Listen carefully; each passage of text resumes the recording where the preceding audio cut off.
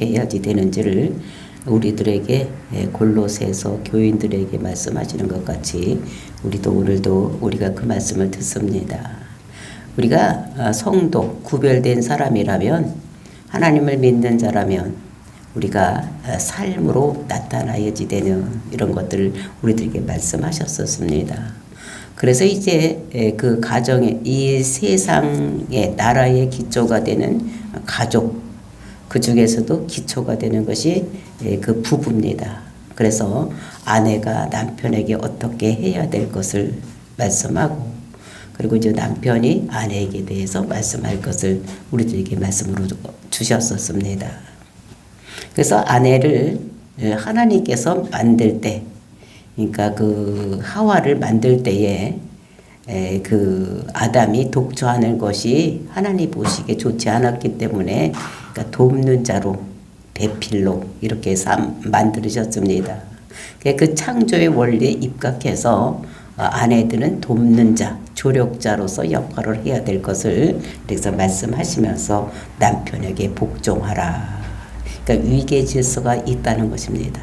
하나님께서 모든 만물을 창조할 때에 위계 질서가 있기 때문에 그 창조의 목적대로 살아야 될 것을, 그래서 여자는 아내는 돕는 배필로 돕는 자로 살아야 될 것을, 그래서 주 안에서 그것이 마땅하다. 왜냐하면 하나님께서 그 여자를 아내를 만들 때는 조력자로 만들었기 때문에 헬퍼로 살아야 될 것을 이렇게 말씀하시고, 주장하는 자로 살지 말고 그 아내는 돕는 자로 최선을 다해서 살 것을, 그래서 마지막에 결정은 남편에게 있는 것.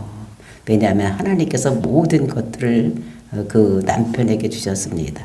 그래서 그 남편은 이제 그것을 가지고 다스릴 수 있도록 이렇게 했기 때문에 여자는 그 밑에서 돕는 자로 살아야 될 것을 말씀하고 있었습니다.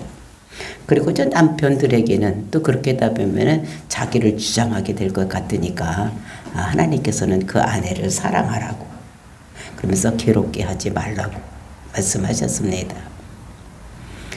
그러니까 사랑하라. 이것은 그러니까 사랑한다는 것은 내 목숨을 책임지겠다. 이런 사랑, 아가페의 사랑을 하라는 것을 말씀하고 있는 것입니다. 그래서 우리가 남자들이 여자를 사랑한다. 이것은 내가 너를 책임지겠다. 내 생명을 내가 책임지겠다. 이런 것입니다. 그러니까 생명을 책임지려면 먹는 거, 입는 거, 주거 생활 모든 것을 다 책임지고 해야지 되는 이런 것이 남편이 해야 될 일인 것을 여기서 말하고 있는 것입니다. 그래서 생명을 책임질 수 있도록 그렇게 해야지 자기가 힘이 세다고 괴롭히면 안 될 것을. 그래서 이제 한 가정이 여자는 아내를 남편에게 복종하고 또 남편은 아내를 사랑하고 이러한 그런 하나님의 원리대로 이렇게 가정을 이루어 나갈 것을 말씀하시고, 이제 거기 이제 자녀들이 있을 때 자녀들은 그 부모에게 순종해야 될 것을, 거역하지 말고 순종해야 될 것을. 그러니까 하나님께서 모든 뜻을 이루었으면 그 아들인 예수님께서 그것에 순종했던 것 같이 그런 삶을 살아야 될 것을, 그러니까 반역하지 말고 순종의 삶을 살아야 될 것을 이렇게 자녀들에게도 요구하고 있는 것입니다. 그것이 주 안에서 이제 기쁘게 하는 것이다. 그러니까 우리가 그 하나님의 그 아버지 하나님과 아들 하나님을 보더라도 순종하는 삶을 살았기 때문에 그것이 우리가 지켜야 덕목인 것을 우리에게 말씀하시고, 또 아비들은, 또 부모들은 자식에게 노역되지 말라.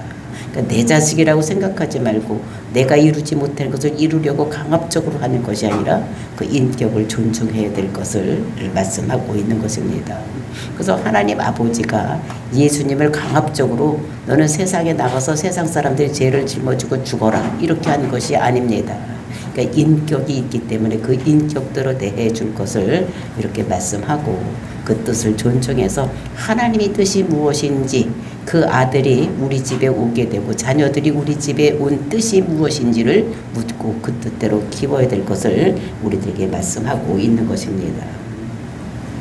그리고 이제 사회가 있으려면 주종관계가 반드시 이루어지고 있는 이런 것입니다. 그 오늘날도 뭐 주종관계가 이루어지지만 사업체, 사장과 그 노무자들, 일하는 자들, 종업원들, 이것은 주종 관계가 이루어졌다고 보면 되는 것입니다. 그러니까 거기에 복종하면서 살아야 될 것을, 그러니까 순종하면서 살아야 되는 이런 사람을 말씀하고, 또 이럴 때는 성실하게 해야 된다. 그러니까 종에게 요구하는 것이 성실하게 해야 되고, 자기 일같이 자원하는 마음으로 해야 될 것을 이렇게 요구하고 계시는 이런 것입니다. 그래서 이렇게 해야지 돼. 그것이 죽게 하듯 하라. 이렇게 말씀하시면서 우리가 자원하는 마음, 내 생명을 대신해서 이렇게 하신 분이 누구냐면 예수님이십니다. 그 예수님께 우리는 죽도록 충성해야 되는 것 같이, 그러니까 상전에게는 죽게 하듯 이렇게 해야 될 것을 우리들에게 말씀으로 주셨었습니다. 그래서 정말로 상전, 이 사람들이 어떻게 해야 될 것, 이것이 오늘 본문에서 그것을 말씀하고 있는 것을 볼 수가 있는 것입니다. 그래서 우리가 이렇게 왜 상전은 또는 종은 이렇게 그 상전에게 잘해야 되느냐, 이것은 불의를 행하는 자라. 앞으로 우리가 천국에 갔을 때 심판받을 때 우리가 했던 이런 모든 것을 가지고 심판을 받기 때문에 이제 이렇게 우리가 불의의 봉을 받을 것이니까 우리가 의롭게 행해야 될 것을 우리들에게 말씀하시고, 또 오늘 주어지는 본문에서는 이제 그 상전이 어떻게 해야 될 것인가, 그러니까 사람과 사람 사이에서 어떻게 해야 될 것인가를 1절에서 말씀하시고, 그 다음에 2절, 3절, 4절 이 말씀에서는 이제 사람 사이에 또 어떤 일이 일어나야 될 것인가를 말씀하고 있는 것입니다. 그러니까 하나님과 사람과의 관계에서 우리가 어떤 생활을 해야지 되는가, 이제 기도 생활을 해야 될 것을 말씀하시고, 그 다음에 5절, 6절에서는 다시 한번 사람 관계에서 우리가 어떤 옷을 입어야 될 것인가를 말씀하고 있는 것입니다. 이 말씀을 보면서 정말로 하나님께서 요구하시는 우리의 삶이, 우리는 어떨 때는 아내 될 때도 있고 남편이 될 때도 있고, 그리고 우리가 자녀 때도 있고 부모일 수도 있고, 또 우리가 종일 때도 있고 상전일 때도 있기 때문에 우리가 그런 것을 잘 생각하면서 세상을 살아나가야 될 것을 우리들에게 말씀으로 주시고 계시는 것입니다. 이 말씀을 우리 마음속에 깊이고, 내가 그때 상황에 처해 있는 상황에 따라서 내가 하나님이 요구하는 대로 삶을 사는, 그래서 하나님께서 잘했다고 칭찬받는 저와 여러분이 되시기를 예수님의 이름으로 축원을 드립니다. 1절 말씀 보시겠습니다. 상전들아, 의와 공평을 종들에게 베풀지니 너희에게도 하늘의 상전이 계심을 알지어다. 그러니까 상전들에게 얘기를 하는 것입니다. 그러니까 다스리는 자, 그러니까 요즘 같으면 회사 사장이라든지 또는 이제 그 공무원 같으면 높은 자리에 있는 사람들, 또 이런 사람들에게 요구하는 것입니다. 그러니까 종들을 부릴 때, 밑에 사람을 부릴 때에 어떻게 해야 되느냐, 인격체로, 인격을 보고 다스려야 될 것을 말씀하시는 것입니다. 그러니까 하나님께서 사람을 만들 때 우리의 형상대로 만들자, 이렇게 하고 사람을 만들었기 때문에 그 형상, 그 인격을 무시를 하면 안 될 거. 그러니까 그 사람마다 다 그 하나님께서 부여하신 그 하나님의 형상으로 만들었기 때문에 인격이 있는 것입니다. 그러니까 그 사람들마다 다 인격적으로 대우해야 될 것을 말씀하고 있는 것입니다. 그래서 의와 공평으로 이렇게 얘기를 했는데, 그 의라는 것이 디카이오스, 그러니까 디카이오스라는 말은 인격적으로 대해라, 이런 말입니다. 그 다음에 공평, 여기는 공의를 얘기를 하는데, 이거는 어떤 사람은 더 괜찮게 봐주고 어떤 사람은 낮게 보고, 이렇게 그 삐딱하게 봐서는 안 될 것을, 그 양팔 저울까지 똑같이 사람을 대할 때 다 똑같이 대해줘야지, 어떤 사람은 더 귀하게, 어떤 사람은 더 천하게 이렇게 여기지 말라는 것입니다. 주인들이, 상전들이 그 밑에 사람들을 볼 때에 양팔 저울까지 똑같이 이렇게 대우를 해줘야지, 어떤 사람은 귀하게, 어떤 사람은 천하게 이렇게 보면 안 될 것을. 근데 우리가 사람들이기 때문에 우리가 사람이 쏠릴 때가 있습니다. 나에게 더 잘해주는 사람, 나에게 뭐를 갖다 주는 사람, 뭐 이런 사람들은 우리가 더 이렇게 좋게 볼 수도 있는데, 하나님께서는 그렇게 보지 말고 똑같이 공평하게 양팔 저울같이 이렇게 보아줄 것을 말씀하고 있는 것입니다. 이제 우리가 왜 이렇게 해야지 되느냐? 우리에게도 상전이, 하늘에 가면 상전이 있기 때문에 우리를 하나님께, 내가 다른 사람들을 그 평가한 잣대대로 우리를 그런 잣대로 나에게 갖다 대서 나를 평가할 것이니까 나는 공평한 잣대로 다른 사람을 보고 다른 사람에게 이렇게 인격체로 대해야 될 것을 우리들에게 말씀하고 있는 것입니다. 왜냐하면 하나님께서는 우리가 25절에서 보았던 것 같이 불의를 행하는 자는 불의의 보응을 받으리니 주는 사람의 외모를 취하시지 않으님이심이라. 그래서 내가 이 사람들을 보는 잣대, 사람들을 판단하는 그 기준으로 하나님께서는 우리를 판단하시기 때문에 내가 상전이라고 하더라도 그 종을 대할 때에 인격체로 대해주고 그 다음에 공평하게 대해줄 것을 우리들에게 요구를 하고 있습니다. 그러면서 이제 2절 말씀에 2절, 3절, 4절 말씀에서는 이제 우리가 하나님과의 관계에서 우리가 어떻게 해야지 되는지를 이렇게 말씀하고 있는 것입니다. 2절 말씀 보시겠습니다. 기도를 계속하고 기도에 감사함으로 깨어 있으라. 그러니까 기도를 계속 하라니까 그냥 밥도 먹지 말고 계속하고 다른 일도 하지 말고 계속하는 이런 것이 아닌 것이요. 그 기도를 계속하라는 것은 무엇이냐? 우리가 이것을 기도의 끈을 놓지 말고 우리가 끝까지 응답될 때까지 기도를 하라 이런 것입니다. 우리가 기도를 시작했으면 그 기도가 응답될 때까지 해야 되는 거예요. 그러니까 뭐 2시간, 3시간 막 이렇게 쭉 하루 종일 이렇게 기도하라는 것이 아니라 그러니까 오늘도 하고 내일도 하고 그러니까 기도의 응답이 될 때까지 우리가 기도를 하라. 이렇게 계속하라고 얘기를 하는 것입니다. 그러면서 기도에 감사함으로 깨어 있으라. 기도를 계속하고 또 감사함으로 깨어 있으라는 것은 무슨 뜻이냐? 우리가 기도가 응답이 되면 감사합니다 하는 것 같이 기도가 응답된 것을 믿고 감사함으로 기도를 하라는 것입니다. 이제 그럴 때 하나님께서 우리에게 우리가 감사로 기도 드릴 때 하나님께서 우리에게 응답을 주신다 이렇게 말씀하시는 것입니다. 그러니까 기도의 끈을 놓지 말고 한번 기도 시작했으면 어떤 문제를 놓고 기도를 했으면 그것이 응답될 때까지 하고 또 그것이 기도를 시작할 때 그것이 응답된 줄로 믿고 기뻐함으로 감사함으로 기도해야 될 것을 우리들에게 말씀하고 있는 것입니다. 왜냐하면 하나님께서는 기도하시면 반드시 응답을 해주신 그러니까 기도하면 내가 응답하겠다고 말씀하신 것 같이 우리가 기도를 하면 하나님께서 응답을 주시는데 바로 응답을 해주시는데 이것이 기도가 응답되지 않도록 사단이 역사가 있다는 것입니다. 우리가 다니엘서를 읽어보면 10장을 읽어보면 그 다니엘이 하나님의 뜻이 무엇인지 묻고 대답하는 이런 것이 나와 있는데 다니엘이 기도했을 때에 기도를 해도 영 안 내려오는 이게 응답이 없는 것입니다. 왜 이런 문제가 있는 것인가를 물어봤을 때에 대답이 없는 거예요. 근데 21일 만에 그 미가엘 천사가 내려와서 이제 이렇게 그 모든 것을 얘기를 하는 것을 들었을 때에 내가 첫날에 네가 기도할 때 하나님께서 바로 응답해서 내려가라고 했다. 근데 거기에 사단이 개입을 해서 못 내려가게 했다는 것입니다. 그것이 막는 것이 며칠이나 걸렸느냐? 그것이 21일 동안 걸렸다는 것입니다.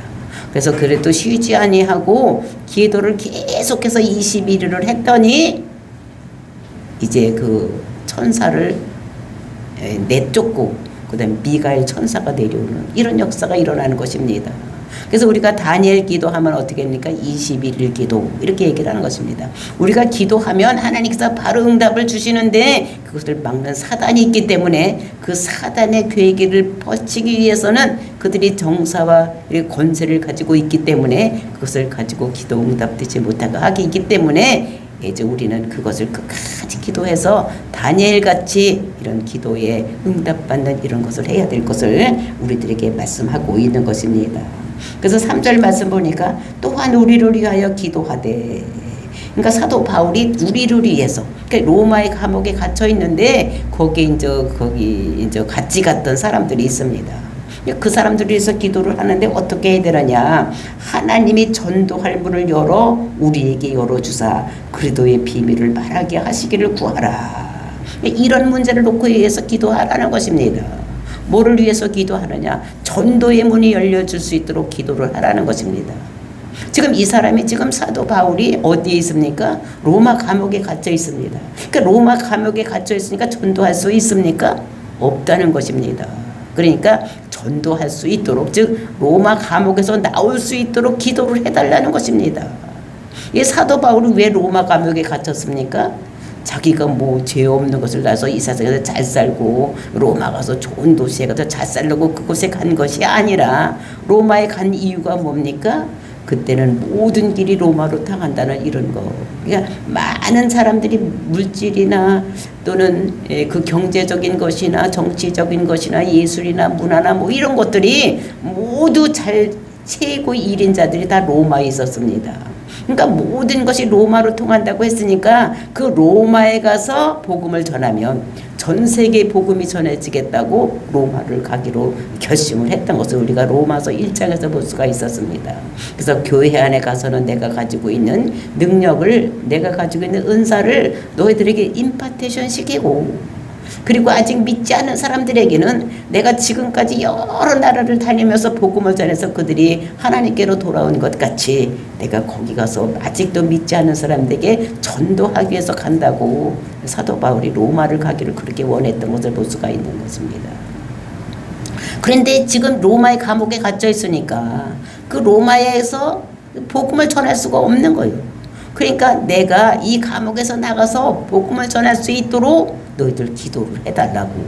그러니까 감옥에 갇힌 나를 위해서, 우리를 위해서 기도해달라. 왜? 전도할 기회를 얻게 하기 위해서는 감옥에 있으니까 안 되니까 감옥에서 나갈 수 있도록 기도해달라고 얘기를 하는, 그 말을 하는 것입니다.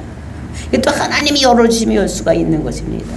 우리가 사도행전 보면 어떻게 됐습니까? 그 사람들이, 제자들이 복음을 전하다가 옥에 갇혔어. 그때 그들이 찬송하고 기도할 때 옥문이 스르르 열려지는, 그때 그 감옥에 갇힌 사람들만 하는 것이 아니라 그들을 위해서 모여서 기도하고 있을 때 하나님의 응답으로 기도의 문이, 그 감옥의 문이 열렸던 것 같지. 이제 사도 바울도 어떻게 하면 그거를 믿고 기도를 부탁을 하는, 중보 기도를 부탁을 하는 거. 근데 내가 나가서 잘 살고 여기서 호화롭게 살려고 하는 것이 아니라 내가 여기 온 목적이 교회 안에 가서는 내가 가지고 있는 은사를 임파테이션 시키고, 그리고 이제 믿지 않는 사람들이 내게 복음을 전하려고 하기 때문이다. 그래서 그리스도의 비밀을 말하게 하게 해달라는 거예요.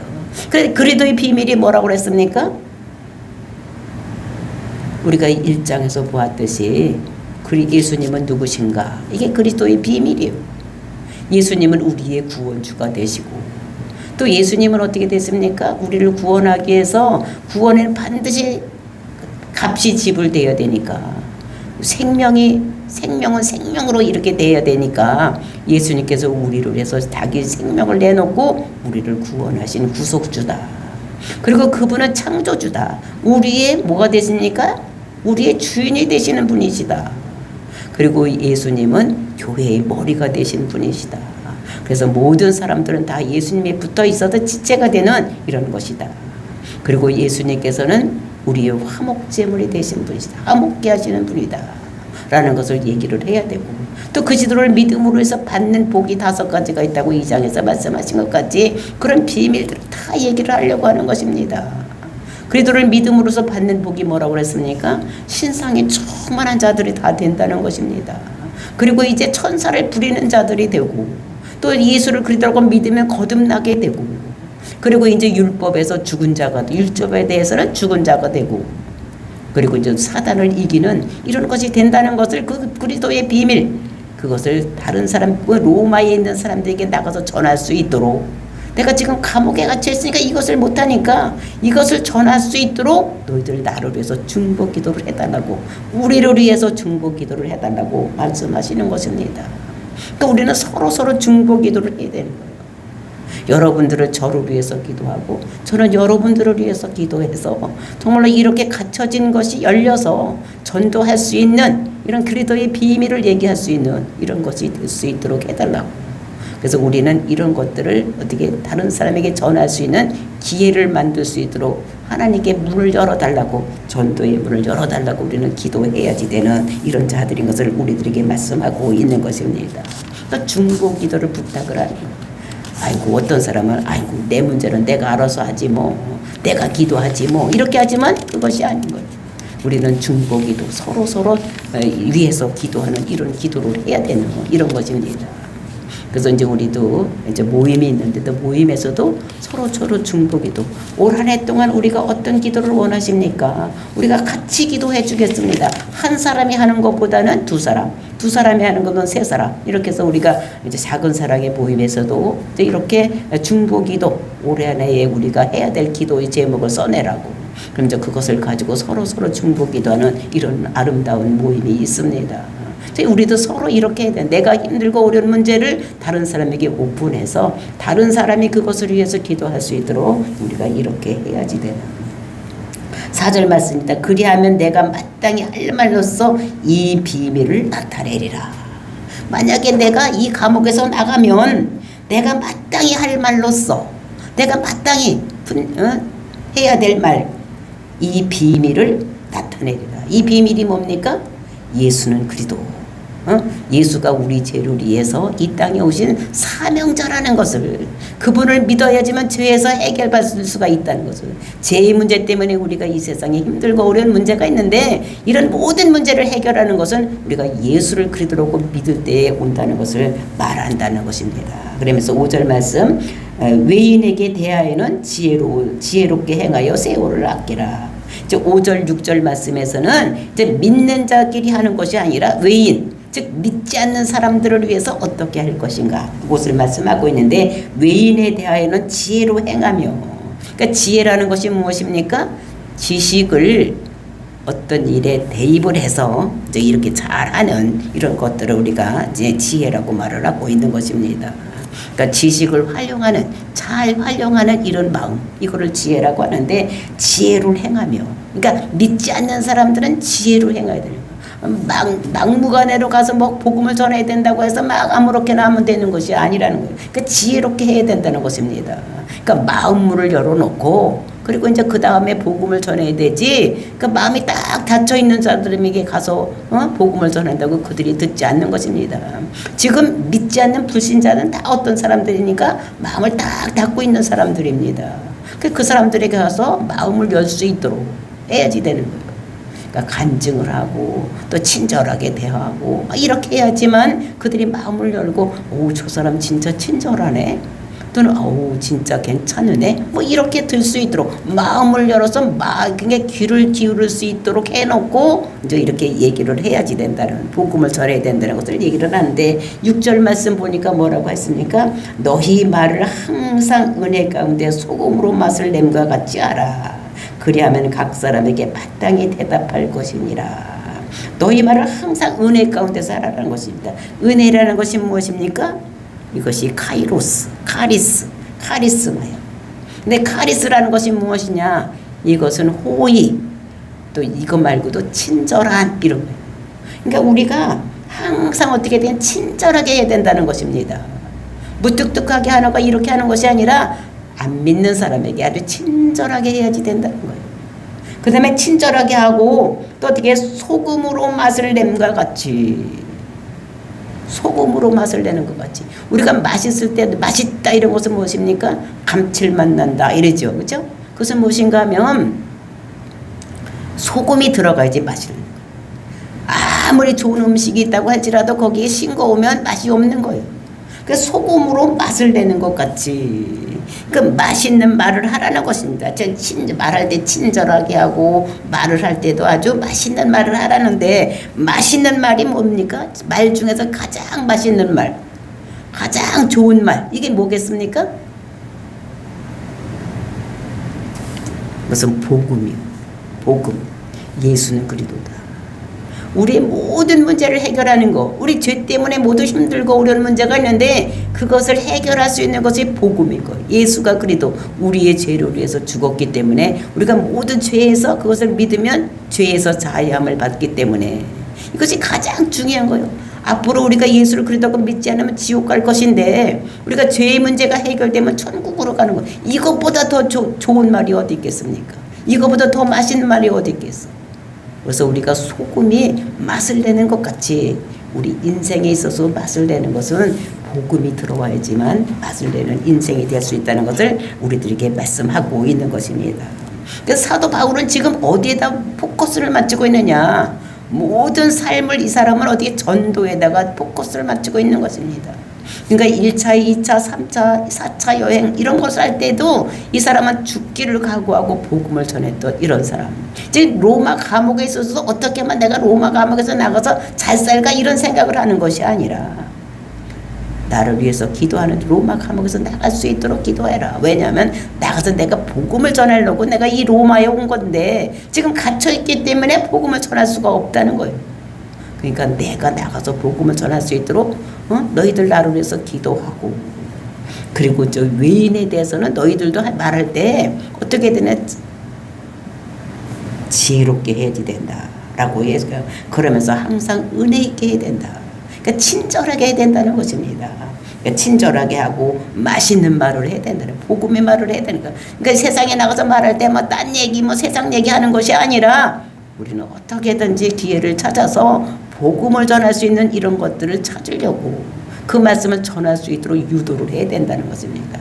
그러니까 이렇게 하기 위해서 우리가 가장 사람들이 마음을 열을 수 있는 것은 어떤 것이냐, 그것은 우리가 간증하는 것, 그렇죠? 내가 어떻게 예수를 만났는지, 우리가 어떻게 되었는지 뭐 이런 문제를 간증을 하는 거예요. 그럼 그 사람들이 마음에 어떻게 저 사람이 만난 하나님이 어떤 하나님인가, 이렇게 마음을 열 때 그때 이제 복음을 전하면 이렇게 된다는 것을 말씀하시고, 그리하면 각 사람에게 마땅히 대답할 것을 알리라. 그 마음문을 열어놓고 우리가 해야 될 일은 무슨 얘기를 해야 되느냐, 각 사람에게 마땅히 대답할 것을 알리라는 거예요. 그 사람한테 얘기해서 그 사람이 대답으로 무슨 말이 나와야 됩니까? 아 그래? 정말 예수님이 우리 죄를 위해서 죽었어? 그거 나 한번 믿어봐야 되겠는데? 뭐 요런 대답이 나올 수 있도록 얘기를 하는 거예요. 그러기 얘기하기 위해서 세상에서 돈 버는 얘기, 뭐 잘 사는 얘기, 자식 키우는 얘기 이런 얘기 해가지고 되겠습니까? 이건 안 된다는 거예요. 우리가 죄 문제 때문에 질병에 걸려 있고, 죄 문제 때문에 얽히고 설킨 문제가 있고, 사업이 망하고 뭐 이런 것들을 내가 어떻게 해서 이 문제를 해결했는지, 그 문제가 죄 때문에 들어와 있기 때문에 이 죄 문제가 해결되면 이런 모든 문제, 우리가 앞으로 여기서 영원히 살 것이 아니라 하늘나라에 소망 두고 살아가는데 거기 갈 수 있는 것은 무엇인지 뭐 이런 거를 얘기를 하면서 그들이 대답하기를 내가 예수를 그리스도라고 믿어서 나도 네가 만난 하나님을 만나고 네가 가는 그 천국을 나도 가야 되겠다, 이런 대답을 할 수 있도록 어떻게 돼요? 마땅히 대답할 것을 말하라는 거예요. 그러니까 예수는 그리스도다. 그러니까 내가 예수 그리스도라고 믿을 수 있는 대답을 할 수 있는, 내가 그 예수 믿어봐야 된다. 그럼 우리는 그런 사람들에게 어떻게 됩니까? 신앙 고백을 하게 해야 되는 거예요.